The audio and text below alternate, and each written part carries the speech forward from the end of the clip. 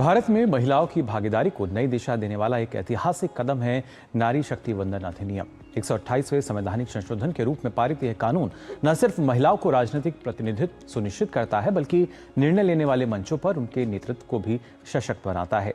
इसे नारी सशक्तिकरण की दिशा में एक क्रांतिकारी पहल माना जा रहा है, जो देश की लोकतांत्रिक संरचना को और मजबूत कर सकती है। यह कानून महिलाओं के भविष्य को किस तरह बदल सकता है, इन्हीं अहम पहलुओं को विस्तार से समझा रही हैं कंटेंट क्रिएटर एकता मिश्रा। सोचो जरा, अगर फैसले सबके लिए होते हैं तो फैसला लेने में सबकी भागीदारी बराबर क्यों नहीं? यहीं से सबसे बड़ा सवाल उठता है और यहीं से शुरुआत होती है एक बड़े बदलाव के लाने की बात की। महिलाओं के लिए संसद और विधान सभाओं में आरक्षण की बात। अब इसे आसान भाषा में समझते हैं। आज भी हमारे देश में महिलाओं की संख्या फैसला लेने वाली जगहों पर उतनी नहीं है जितनी होनी चाहिए, जबकि सच बात तो ये है कि महिलाएं देश की आधी आबादी है।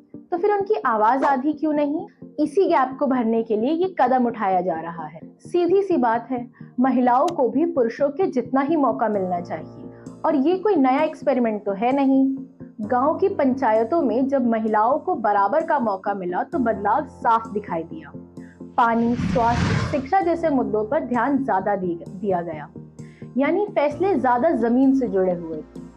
अब इसी सोच को बड़े स्तर पर लाने की कोशिश की जा रही है। महिलाओं का आरक्षण समय की मांग है और इससे लोकतंत्र और ज्यादा मजबूत और प्रातिनिधिक और भागीदारी वाला बनेगा। मतलब ये सिर्फ सीट बढ़ाने की बात नहीं है, ये सिस्टम को और संतुलित और प्रातिनिधिक बनाने की बात है। क्योंकि जब अलग अलग सोच के लोग फैसला लेंगे तो फैसले और ज्यादा संतुलित होंगे। अब सोचो, जब संसद में महिलाओं की संख्या ज्यादा होगी तो क्या बदला जा सकता है?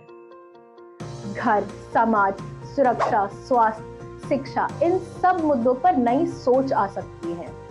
और सबसे बड़ी बात, आने वाली जनरेशन के लिए एक नया मैसेज जाएगा कि लीडरशिप सिर्फ किसी एक जेंडर तक सीमित नहीं है। तो असल में ये बदलाव क्या है? ये बदलाव सिर्फ संख्या बढ़ाने की नहीं, बल्कि सोच बदलने की बात है।